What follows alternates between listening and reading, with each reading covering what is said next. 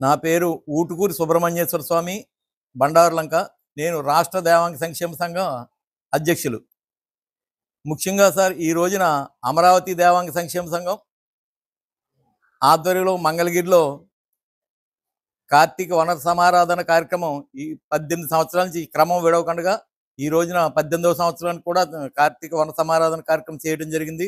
సుమారు ఒక 3500 వరకు కూడా ఈ వన సమారాధనకి ఇక్కడ కమ్యూనిటీ నుంచి వచ్చి ఇక్కడ వన సమారాధన కార్యక్రమాన్ని దిగ్విజయం చేశారు.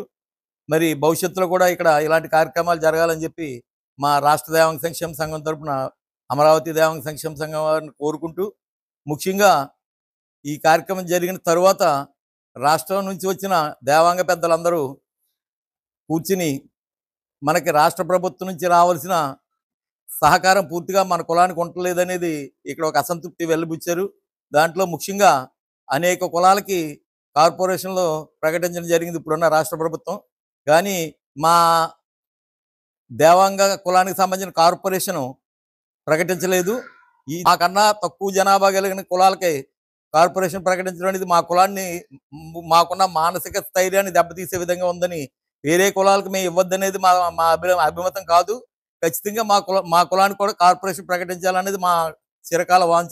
రాష్ట్ర దేవాంగ సంక్షేమ సంఘానికి అమరావతిలో ఒక బిల్డింగ్ కట్టే ఉద్దేశం మా సంఘానికి ఉంది. దానికి మరి కనీసం 1 ఎకరం స్థలాన్ని ప్రభుత్వం ద్వారా మా కుల సంఘానికి కేటాయించాలని చెప్పి కూడా మేము ప్రభుత్వాన్ని కోరటం జరుగుతుంది. ముఖ్యంగా మా కమ్యూనిటీలో ఒక ఎమ్మెల్యే చరిత్ర కలిగిన సజ్జావారి కుటుంబంలో సజ్జా హేమలత గారికి ఆప్కో చైర్మన్ ప్రకటించి సుమారు 8 నెలల నుంచి 10 నెలలు అవుతుంది. కానీ ఈ రోజు వరకు కూడా ఆమె చైర్లో కూర్చోవడానికి ఒక సరైన నిర్దిష్టం లేదు. దానికి జీవోలు ఏదో అడ్డున్నాయని చెప్పి, కోర్టులో కేసులు ఉన్నాయని చెప్పి చెప్తున్నారు.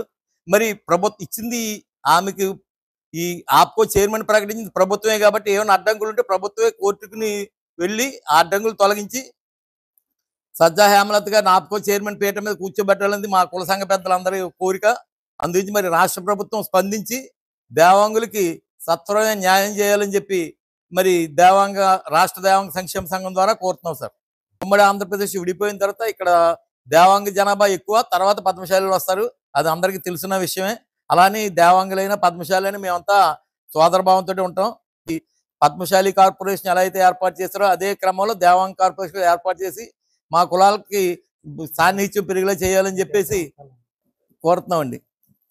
మరి త్వరలో రాష్ట్ర దేవాంగ సంక్షేమ సంఘం తరపున అన్ని పార్టీలో ఉన్న రాజకీయ నాయకులతో కలిసి ప్రభుత్వ పెద్దలను కలిసే యోచనలో కూడా మేమందరం కూడా ఉన్నామని చెప్పేసి ఈ ముఖంగా తెలియజేస్తున్నాం సార్, మీడియా ముఖంగా.